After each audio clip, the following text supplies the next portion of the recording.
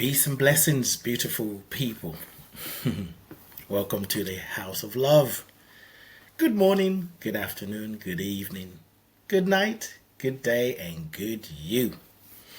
Thank you for tuning in into yourself first and tuning in to this broadcast. I am Ade Anifowoshe and welcome to another episode of Being You. It's all about the journey back to yourself.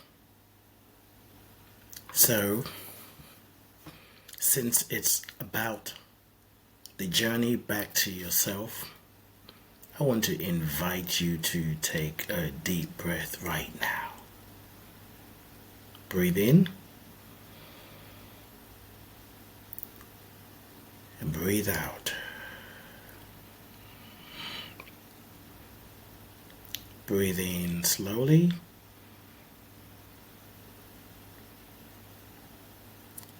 and breathe out slowly.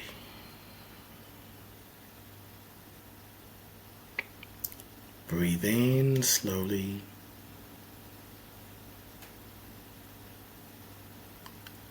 and breathe out slowly.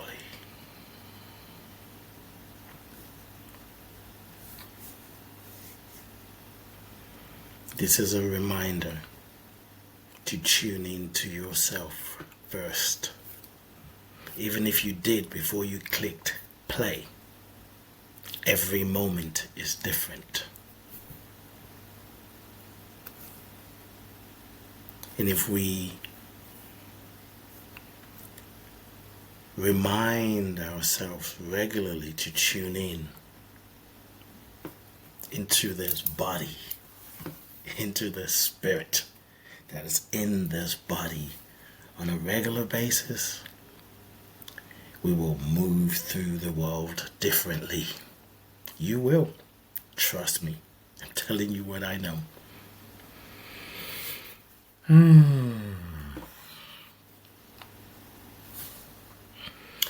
To what I want to talk about this today, I guess can be framed around the title, the miseducation of humanity. I believe that we have been miseducated. I also believe that part of it is unintentional. And there's a part of it that is intentional. But whether you believe that or not really doesn't matter. Or should I say, it's not that important. What is more important is you creating a space for yourself to know what you know. To examine your own beliefs. Like, what I believe, is it true? And does it sustain me? Does it sustain my well-being? Does it bring me peace, or does it bring me fear? Because as children, we've been taught so many different things. We grew up around our family as an infant. They tell us, no, don't do that. Yes, do that. Don't touch that. That's bad. Don't talk to strangers. Share your gifts. Share your toys. And many more, right? And we believed it. Because there was no reason not to believe it. We were a free spiritual being that was on the planet exploring. And our parents, caregivers, were doing their best to support us. Then we move on, we go to school, nursery school, secondary school, college, university, and on and on. And life, the collective consciousness decides what is right, what is wrong, what is legal and what is illegal, what you should do or shouldn't do, whether you're a sinner or a saint, or you're all sinners. And you have to now find your way back to God. Though God created you perfect and whole. However, there is a creation story. Because of one creation story, everyone is now a sinner. And we now have to find our way back to God. Take a deep breath. Breathe and relax. I know that could be triggering for some people. Just let's go on a journey. Or not. Whatever you believe, if it's working for you, keep living it. But one thing for sure, I always tell people, like, if you're friends with me, if I know you and we're close, there's going to be some shift happening. There's going to be some transformation. Because I'm very clear that my presence, my existence on this planet is about transformation. Even when I'm not even aware. And we all have that unique quality about us that we bring to a space. And this is something I don't say often because I never needed to say it often. But I'm in a stage of my life where I'm realizing you can say it and it's okay. With age now, I'm less concerned about things that I used to worry about.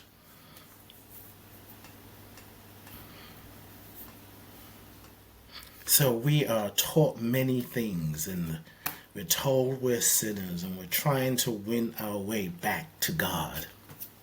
Now let's talk about that God. I think that's probably one of the a mentor of mine once told me that there's a book called something like God is the Problem and God is the Answer. Think about that. If you subscribe to the God Conversation, well, if you subscribe to the God Conversation, what you're going to hear, whether it's affirming or triggering, whether you agree or disagree, is based on your own understanding of this God consciousness. Religion would tell us that God created everything and we're all children of God. Now, I was having a conversation with someone yesterday. It was such a fascinating conversation. And it was about religion. Actually, it didn't start there, but it ended up there. But oftentimes what people are fighting about, what people think, what people call right or wrong is based on their religious understanding. Even those who are not religious is based, even an atheist who I remember working somewhere, doing a survey. I think I was working for, was it British Telecom? But some company, it wasn't British Telecom, it was a survey company, and I'll go to people's house. People go to people's houses and then, ask questions. They have to answer a list of questions. And she had said, she answered the question incorrectly. And she said, "Oh my God." But before that, she had told me she's an atheist. I'm like, okay, whatever. I don't care. It don't matter to me. And then later on, when she said, "Oh my God, that's not what I meant," she said, "Look at me. I don't even believe in God." But we live in a world where there's a God conversation. And it matters. So the conversation I was having yesterday was, I was bringing my perspective and this person was sharing theirs. And then their conclusion was Islam is the one and true religion. I'm not laughing at it, but I'm just laughing at that mindset. What we do to one another, especially, that's why I said this show is called the Miseducation of Humanity. And I said, you know exactly what you're saying. The way you're saying it, a Christian will tell you that. They will just say Christianity is the one true way to God. And it's like, no, no, no. We talked for a long time. It was really a good conversation. It was good for me because it's one thing to say that whether people believe in God or not, or whatever I say about people, or how I see the world, what I think is true or not. I could say whatever, but when I'm in a situation and I'm in a conversation with somebody else, do I still feel neutral? Can I still come from a neutral perspective? Or maybe not neutral, because I still have my own beliefs, just like I have it. And I'm not fighting to hold on to it because I know what I know. I know it. But can I be open to somebody else's point of view and still say, I hear you, but I still believe what I believe and I know what I know? So yesterday, in having a conversation, I noticed that the conversation was actually energizing, because one, it was challenging me to look at my own beliefs and what I do know. And I wasn't resisting. So the conversation was like, it was a dance. I wasn't trying to prove my point. Or was I? No, I was telling what I know. I feel like he was trying to prove his point. Now he might say I was trying to prove my point. But maybe we were. And we had a good conversation, we laughed. And it just made me think about how this God consciousness conversation is the problem and it's the answer. Now, most of you who have been listening to me for many, many, many, many years, 15 years, maybe 20 years, I don't know now, you already know where I'm coming from. Some of you may be new to this. Those of you who are new to watching me, listening to me, my question to you is, who and what is God to you?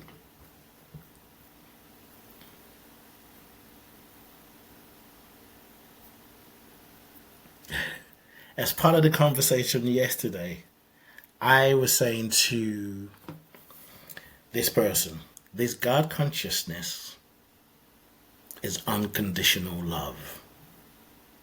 He said, God to him is unconditional love. In essence, sometimes, and sometimes he's conditional.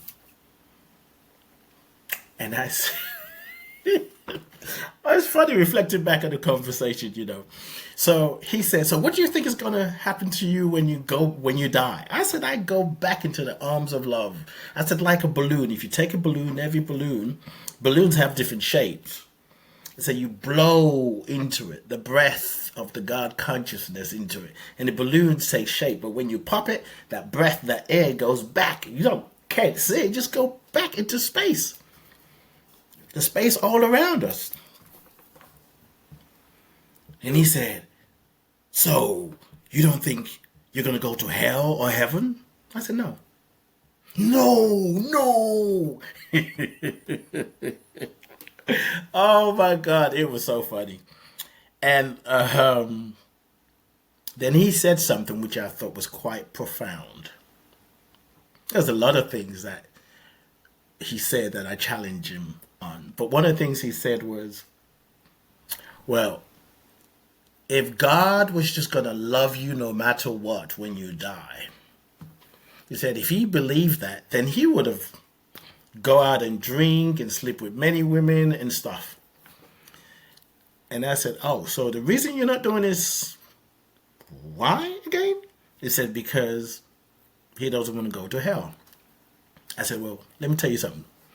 I believe that God is unconditional love. And when I die, I'm going back into the arms of love. And I'm not trying to do those things because I make a choice. I'm making a choice. That doesn't appeal to me. That's not how I live. I don't need to be scared into not doing some things that maybe my mind kind of looks like, oh, my mind goes, try that. Basically, he's saying if God is all loving, he'll just do whatever he wants to do. And you can that. So this God conversation causes a lot of distractions.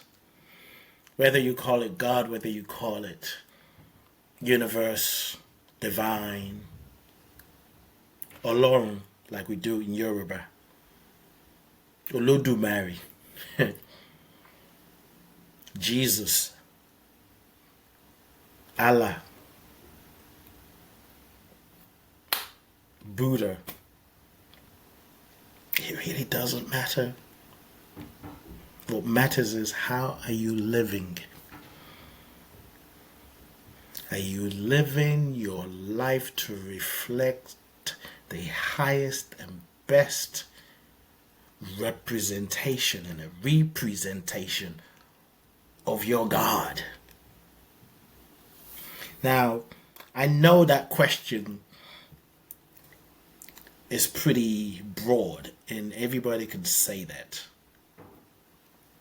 But one thing I've learned on my spiritual journey is the importance of cultivating a relationship with the divine. Me and the divine as one. That's another thing that he said I think is going to show up in this conversation a lot. He doesn't think anybody can connect with the divine without needing a prophet. It said not only a prophet can connect with God. And I was like, well, that's where we differ again. I don't believe that. I tell him how I lived. I can take a moment to listen, call it intuition, call it instinct, call it inner knowing. Like, I can listen, I can ask for guidance, and I do when I need to make decisions, no matter if it's important decisions or simple decisions. I tap into that inner voice, that inner intelligence, the ancient intelligence, the true AI, the ancestral intelligence. It's like, I take a breath, sometimes I put my hand on my heart, sometimes I don't. And I hear what I need to do. There is a deep wisdom within us. And whether it's religion, whether it's whatever, a community group, whether it's an institution that's giving you information to disconnect you from yourself, I don't want nothing to do with it. Because we're powerful beings. We're creative. But we've been miseducated that we're powerless. And the miseducation comes in fancy words sometimes.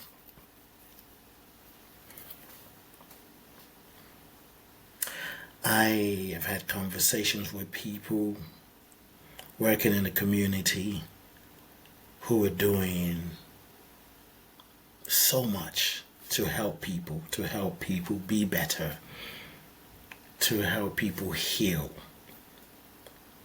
to help people find their way.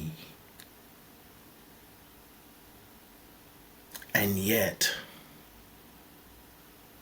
they don't, these people that are supporting others to find their ways through their life, right? They don't even believe that we have the power to make change. I was like, oh my God, how can you encourage somebody to make change, but you don't even believe that we can't even make lasting change?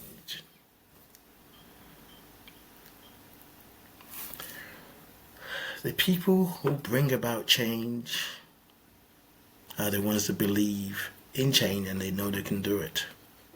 Now, change is constant. But I'm talking about change for the betterment of humanity. There's so much going on right now. It's overwhelming if you let it. If you're just eating up everything that's on social media, digital media, you're reading in the newspaper, you're listening to the news. And every information that you get is based on the intention of the person who wrote it, who produced it, who edited it. Whatever they want you to know is what they're going to put out.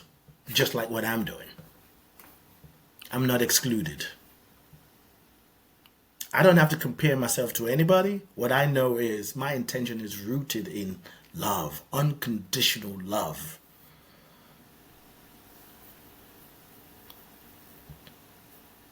My work is about offering tools to help people be liberated. This is not something that one day I thought, it'd be good to do this. This is what I was born with. It's in my DNA to support people's healing and transformation. And I yielded to it a long time ago. I know why I'm here. I have no doubt. I'm clear about my relationship with the divine. And I know that the quickest way to unlearn is to learn the way of love. I'm not talking about romantic love. I'm not talking about love where emotional love, yeah. I'm not talking about, oh, it feels good. No, I'm talking about love, unconditional love, and what I call mature love. Let's make it personal.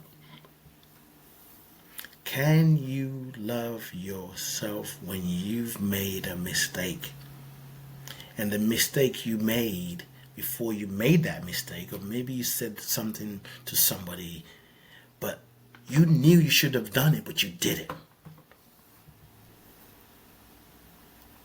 Some people might say, oh, well, unless you confess, you're going to go to hell or whatever the story is.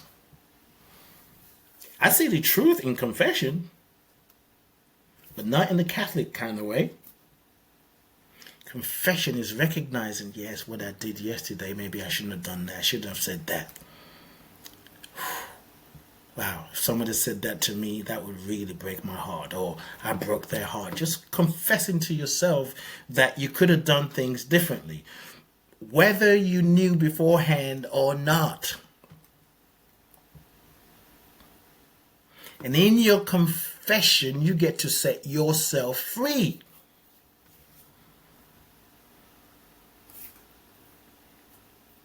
You set yourself free by forgiving yourself. Forgiveness is a powerful spiritual tool.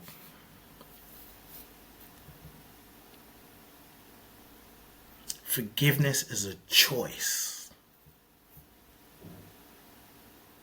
Forgiveness is to the mind what a shower is to the body, the physical body. Forgiveness is you choosing to give it up, to give up the judgment, the criticism, the guilt, the shame that can't believe I did that. I'm a horrible person. No, just give it up. How do you do that? You forgive. How do you forgive? You take a moment and breathe.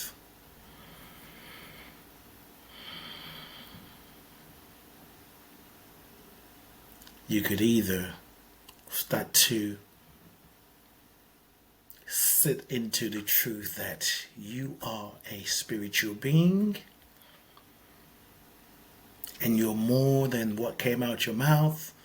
You're more than what's coming out your mouth. You're more than your thoughts. You're more than your experiences. You're more than your mistakes.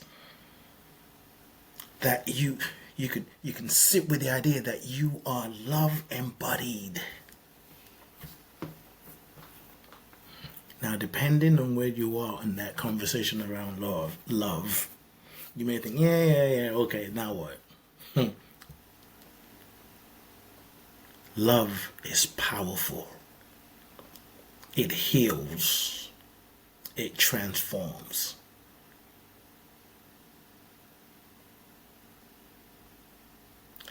love is like fire. Love can burn down, fire can burn down a whole city effortlessly.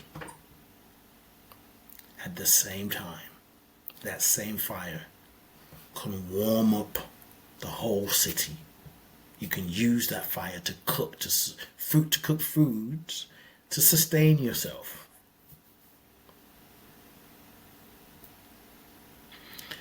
So unconditional love. First of all, loves for the sake of loving. And you are an extension of unconditional love. Love without conditions. Love that loves for the sake of loving. And it's beyond emotions, beyond sentimentality. Like, I don't feel like loving. No, love is a choice. Love is acceptance. Unconditional love is acceptance. Unconditional love is freedom. So in your process of forgiving is to accept, yes, what I did yesterday, earlier today, a minute ago, yeah, that was not the best choice. And I also recognize that's part of the human experience. I accept it. I'm not going to resist that I did that. I did it. So I own up. I take accountability. Now, I'm not telling you do this once and then you feel free. You may. But however, it's every time it comes back up, you give yourself permission to take a moment to just breathe or not. Well, you're breathing anyway, but I'm talking more of a deep breath. To just stop and cleanse yourself. Because you might say, well, I did a forgiveness ritual yesterday. Why do I have to do it again? Well, because you need to cleanse your mind a little bit more. Well, I don't know. But just imagine, let me just talk to you. And if you do this, then hey, I don't know what to say to you. Do you ever complain about taking a bath or a shower on a daily basis? If you take showers on a daily basis, I do. That's a whole different conversation. I'm not going to go down there. But I take a shower every day. In fact, I take it twice a day. I take it in the morning to wake me up, feel that hot water on my body, and then I turn it to cold, even when it was cold, when the weather was cold. But that heat in the morning, it's like waking me up, wakes up everything about me. At night, I use the hot water to kind of calm me down. But I don't say, oh man, why I took a shower this morning, why do I have to take another shower this evening? Because I know what I'm focused on. I know what I want. I know what my intentions are. So forgiveness is a way to cleanse yourself. You continue to, it's welcoming love. So you continue to practice forgiveness. Past traumas, you can use it. Trauma, is, we're all talking about different traumas now, how we're triggered, being harmed. So many places I want to go with that, but let me stay with what I was saying. Think of things that happened to you in the past. No matter how tragic it was, you can free yourself from the pain. And as you free yourself from the pain, you can open yourself up to a new vision of who you are. A vision of who you are as opposed to what happened to you back then. And freeing yourself could mean getting help. Whatever that help is. Whatever help you need.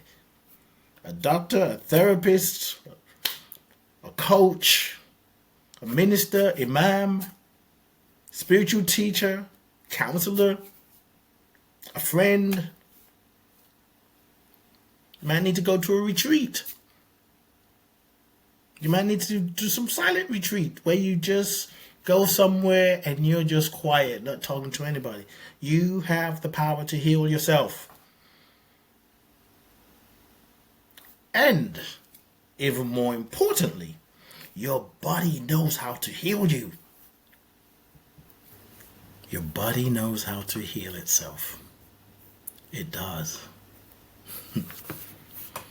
I'm going to share some information about the body in a minute. Your body is intelligent. So it's important to trust the body.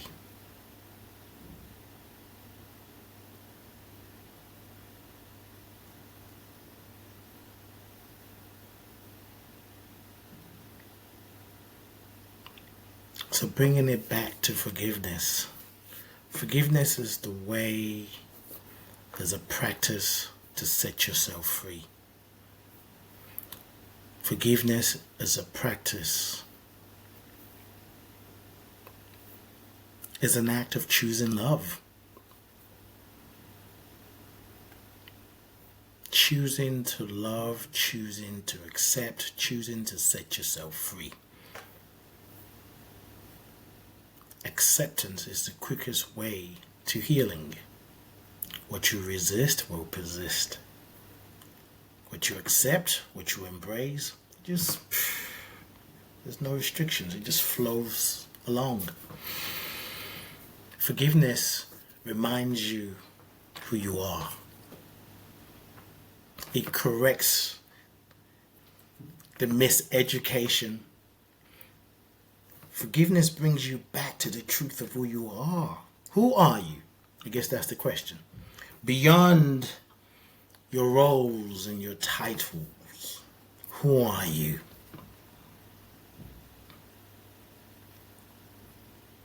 Things that happened in the past, I say traumas. The trauma you went through was training you to be resilient in later years, like now. If you are still struggling with things that happened to you in the past, whether there's a childhood or recenthood, get help. There is help out there. But you must be willing to shift. You must be willing to change. You must be willing to heal. You must be willing to take that step, or simply be willing to be willing. Acceptance, forgiveness doesn't mean that. Let's talk about forgiveness for a minute. People say, I'm going to forgive, but I'm never going to forget. Okay.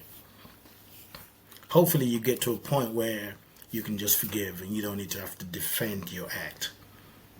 Because if you're forgiven and you won't forget, no judgment, you're still keeping the energy of that experience, interaction alive.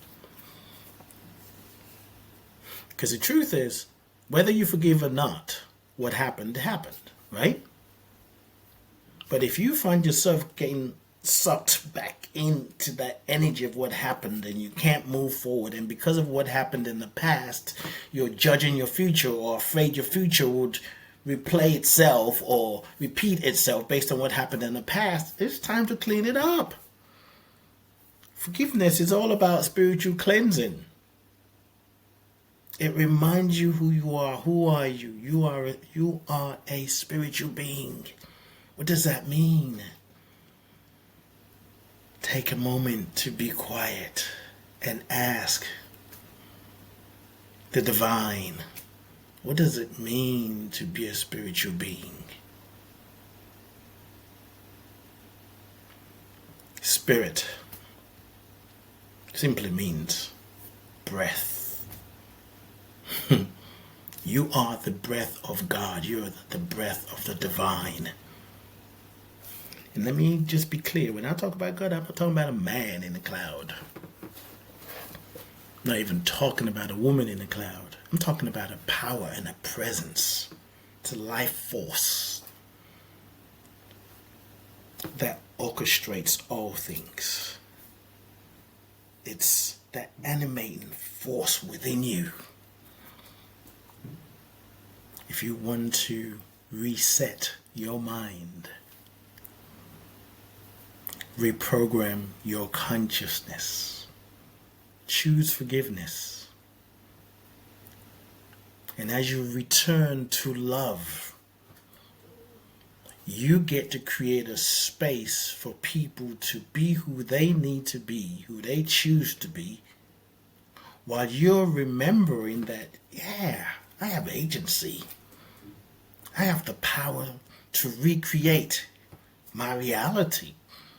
I can choose a different thought. I can live differently. I can apply for that job. I can go back to school if I want to.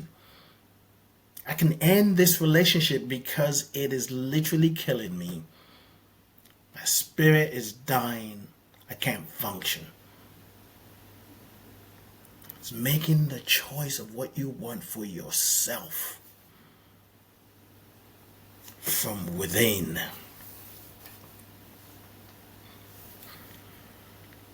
It's important to know who you are.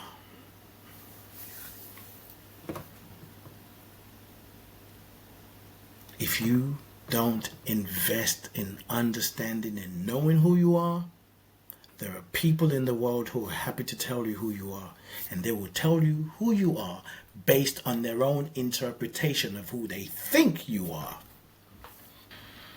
Let's talk about who are you, right? Well, it's part of it, but what I want to just share some things. Two things I want to share. To reset, unlearn some of the BS that you were taught. Go on YouTube and search for,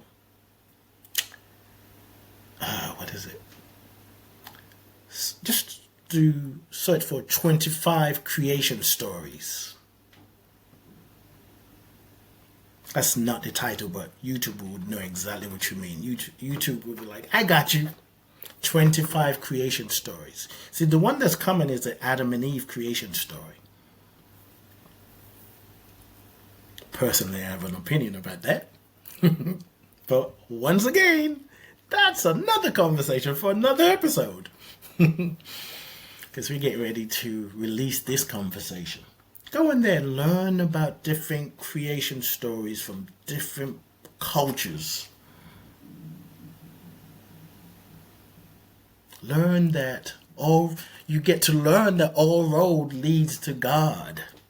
The God consciousness. All roads leads to love. But sometimes you need to know when to take a left or right. Like, I'm not going down that road. There's too much drama, too much congestion. I want to stay in the flow. So speaking of knowing self, understanding self, after you have a great time with the 25 creation stories, I want you to search in YouTube, Your Body in Numbers, and learn how fascinating your body is. So, your body in numbers. Your body has an estimated 37.2 trillion cells. 37.2 trillion cells. That's what scientists are saying.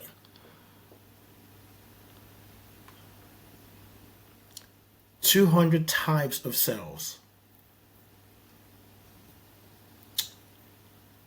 They say we have 60 to 80,000 thoughts a day. 60 to 80,000 thoughts a day.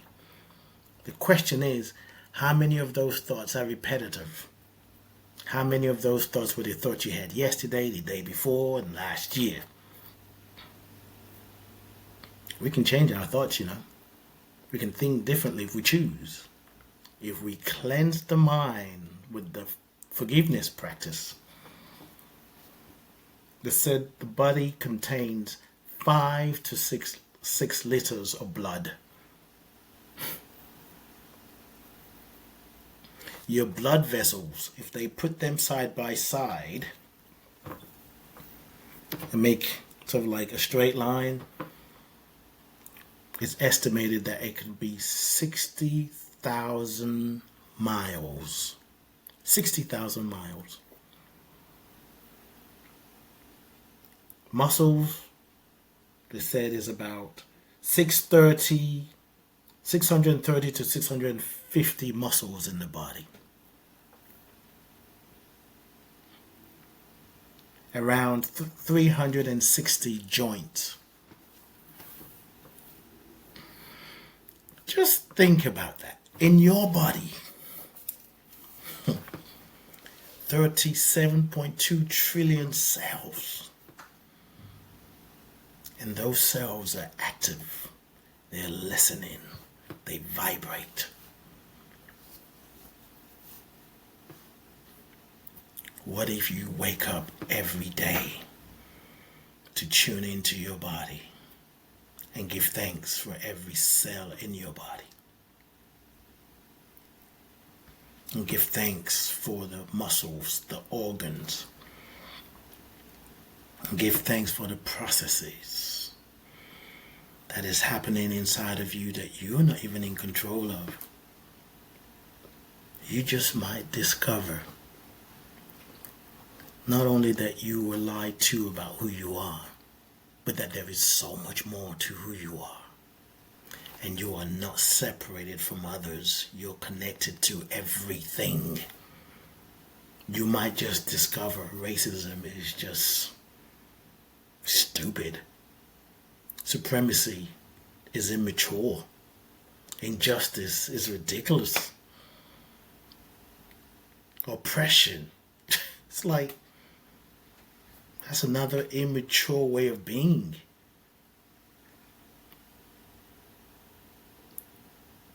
All the isms that judges any and everyone is coming from an immature mind, immature consciousness. Everything connects, everything is connected. We're connected to each other, we breathe in the same air, and yet we think one group of people is better than another. We think some people are less. Some government leaders, political leaders, out of their mouth will call another human being less than human or call them an animal.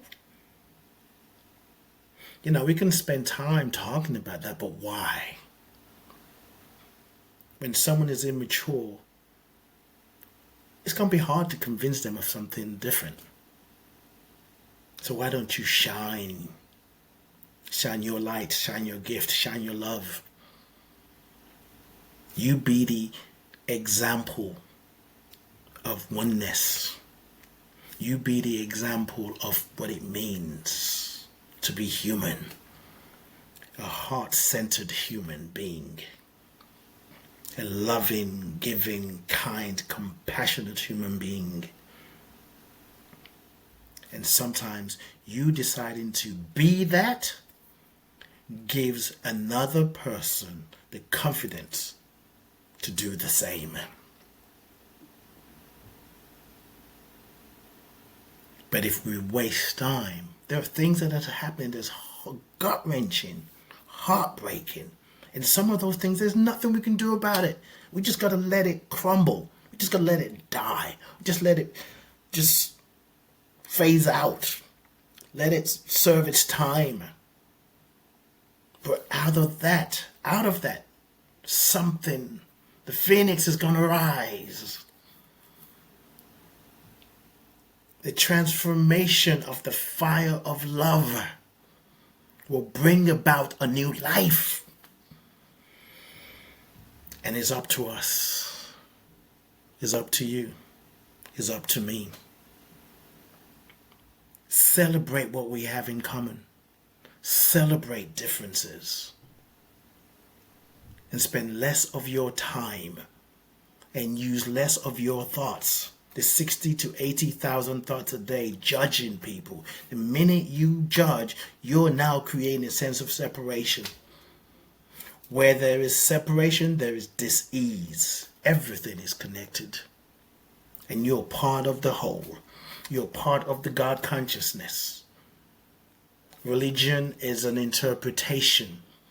And it's a way to express an understanding of this thing called God. All roads lead to God, because there is no spot where God is not. There is no spot where love is not. And that truth lives in you. Unlearn the BS. Transform the BS and grow. And be an example of what the world is praying for right now. Be an example of what it means to know yourself. Be an example of love embodied.